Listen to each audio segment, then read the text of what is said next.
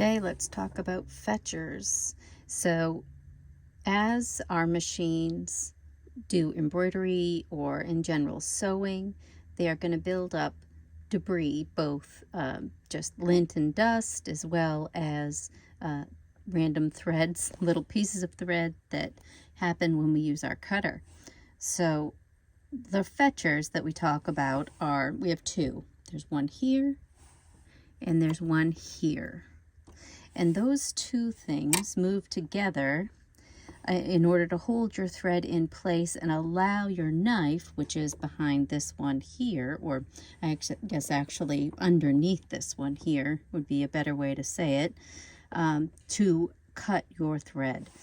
If I press the cutting button here, you'll see both of them move. So again, I'll point them out. So this one and this one. Usually when people have a problem with threads getting caught and the machine saying that there are threads under the plate, it's usually this one. Because these two move together, as this one moves over, this one moves out, and that's part of the cut function. If they cannot return to where they started from, that's when people get problems with threads building up and the cutter not functioning properly. So if I'm gonna press the button here and let you see how they both move out and then they both move back into place. There are gears at the back of the machine under the covers that they travel on, or well, there is a rod that this one travels on, and the gears move them simultaneously so that they work together to allow that cut function to happen. So as things build up periodically, we'll want to clean out our area. You see my bobbin case is not in place. The gray cover that keeps my bobbin case in place is out right now. I took the plate off, I took that out, I took the bobbin case out so you guys could see how this works. So every once in a while, after every project, I'll come in with a brush and I'll clean out this whole area.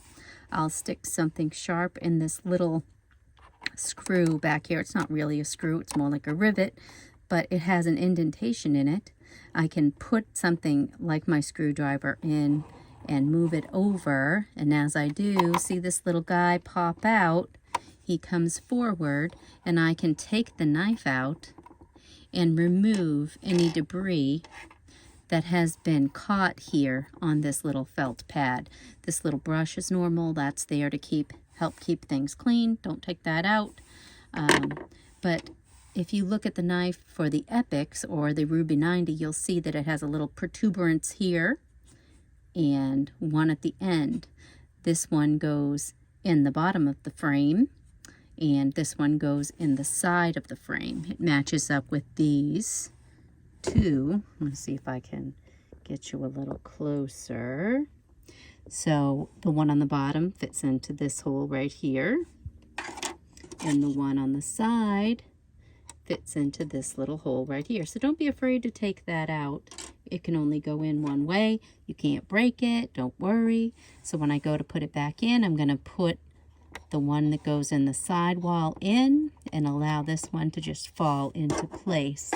I can take my screwdriver and fluff up my little bristles there so that they don't get mashed down. So now my knife is back in place. I can pull this fetcher back over and see how that one's gone back in to be flush. Ooh, helps if my big fat finger is out of the way. See how this one here has gone back in. So that little hook that grabs the thread is now seated home where it should be.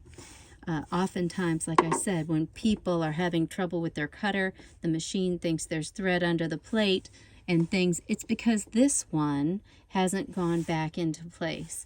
If it should pop out during your cleaning process, so if I pull this one over and I pop this one out, it happens. Let's see. So if this one comes out, let's see if I can get my big fat hand out of the way, and is not able to go back where it belongs, the machine is unhappy. So I'll push this one over to the point where it can latch this one, can ride back into the channel that it follows. And then as I pull this one back, it's able to go back into place.